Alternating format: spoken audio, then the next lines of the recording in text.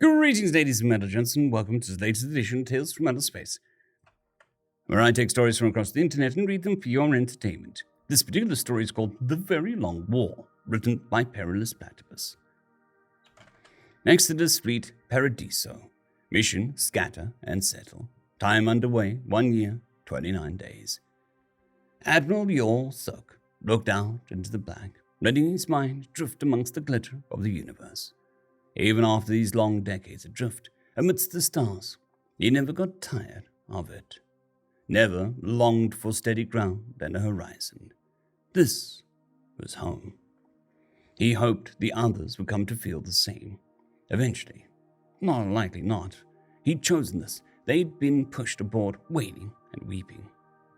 Chancellor Messiah Haima came up beside him.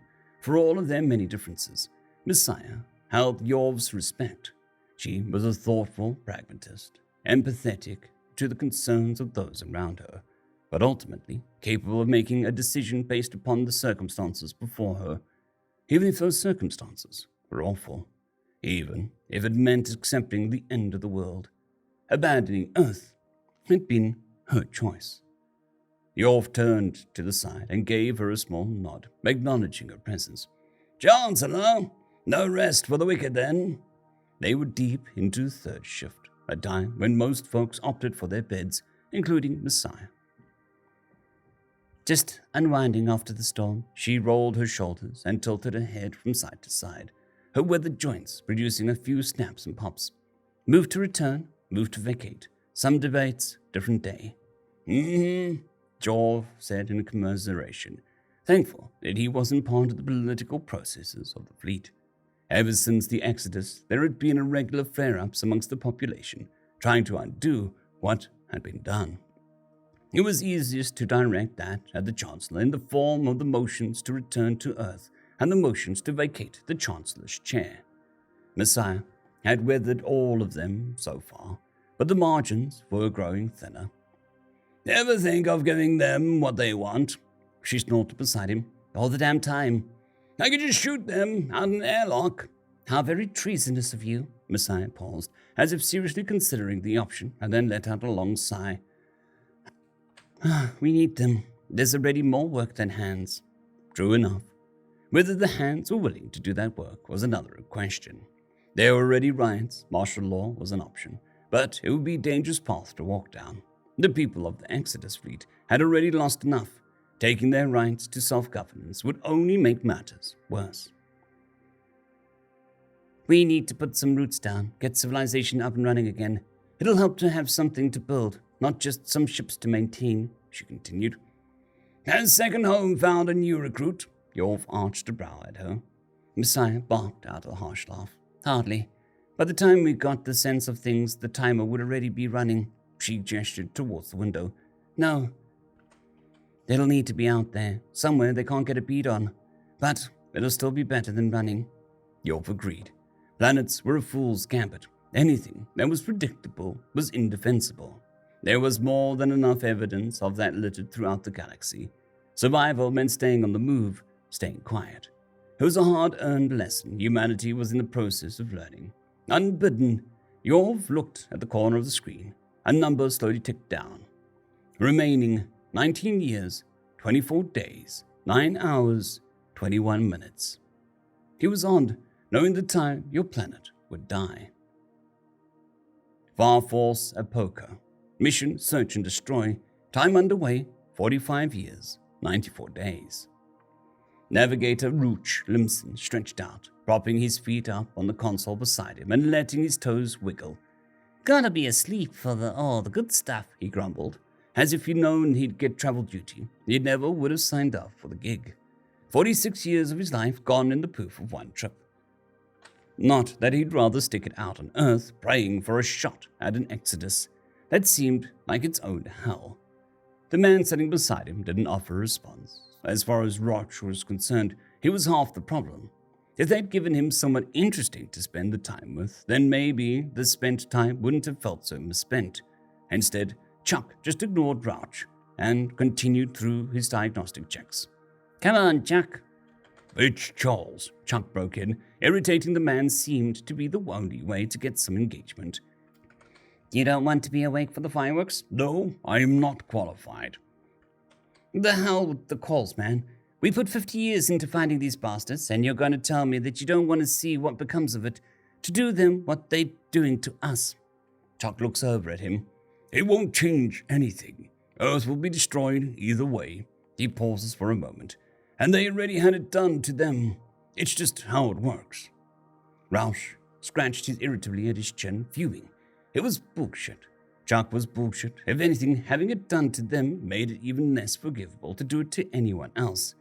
Just because half the galaxy was blowing up each other's planets didn't mean the other half had to.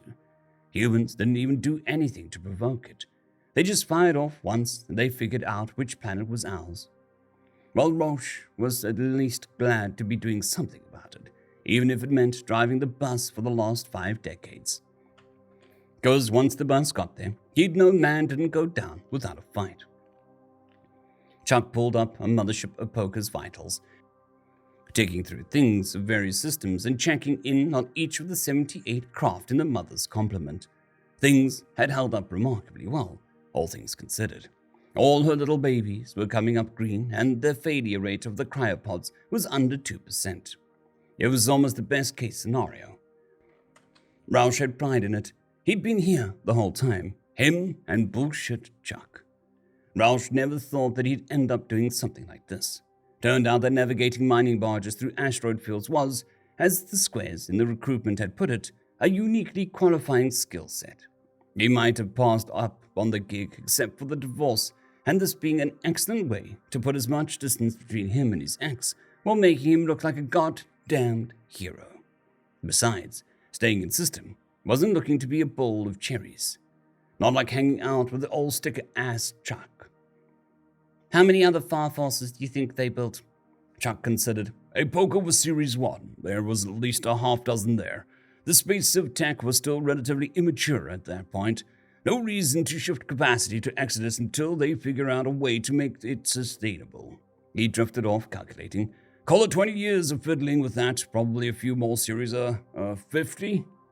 Roush jolted up and slapped his knee and turned towards Chuck. Damn, you're thinking they sent 50 out? Plausibly. There is no reason to play it conservative. Everything they don't put out into space is going to be lost. Get as much of the military up as possible, and then transition to civilian. I wouldn't be surprised if they just mass-produced cryopods and parked a few fleets in barges. He shrugged. Everybody counts when everybody else is going to die. That's some cold shit. A rare smirk pulled in the corners of Chuck's face. Literally. Roush frowned.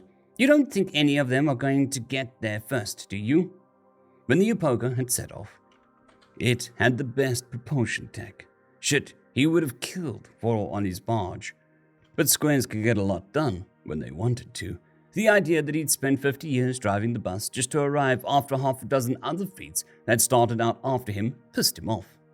Maybe there's enough to search that I don't see a lot of the value in them doubling up. They would have needed to pick up something that made them more certain that we were heading in the right direction. Rouch tried to not think about that.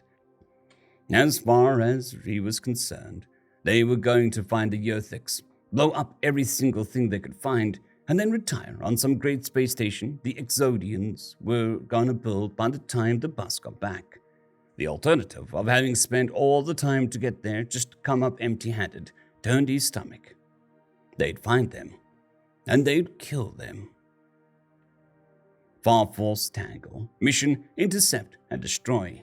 Time underway, 12 years, 104 days. Senior researcher Zinlu studied the scan, her eyes fixed on the readouts. Still accelerating, she said, exhaling a deep sigh. It just made the job that much harder. She wished she knew more, wished that she could understand how the weapon's propulsion worked, wished that she understood the composition of the objects, wished that she had more time to study and a longer window in which to act upon her conclusions. All she could do was watch, speculate, and calculate, with the world hanging in the balance. She leaned back in her chair and flicked on the hollow projector. A collection of massive spheres appeared before her, Each were hurtling through space towards Earth at relativistic speeds. One was enough to destroy the planet. The Earthics had elected to send 44. The sphere haunted her. She dreamed about them. She couldn't look at an orange without thinking about them. Day and night, she spent every moment on a simple question: how do we stop them, or divert them, or destroy them, or do any number of things that might result in Earth surviving until they send something that we couldn't stop? If only she had more time, more materials, more options. She raked her fingers through greasy black hair and then wiped her hand on her uniform. They were lucky to have the time they had. The spheres had been identified relatively quickly after they had been launched. A few months, well, plus the 12 years it had taken for the light to travel between them and Earth. They'd been a mystery at first. The optimists thought they were ships sent to greet us. The cynics assured that they were a weapon. The rest of humanity had tuned in for a few days and then stopped caring. Until more was discovered. Until the cynics proved to be right. Then the real misery began.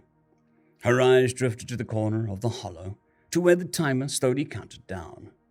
Remaining 12 years, 24 days, 9 hours, 21 minutes. That should be enough time.